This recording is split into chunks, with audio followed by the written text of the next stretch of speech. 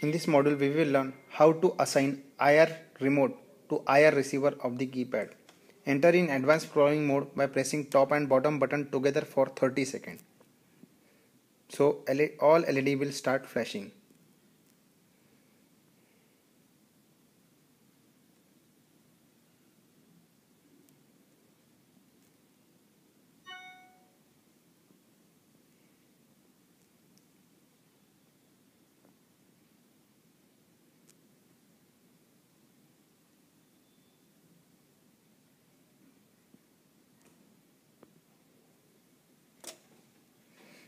Now hold this IR remote towards IR receiver of the keypad and press master raise button on the remote so that all flashing will slow down for 3 seconds.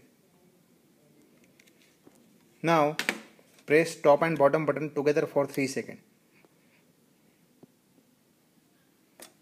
Now you can see when this remote points toward IR receiver of the keypad, it is controlling scene number 1 to 4 and scene off along with master raise and master lower function. Thank you.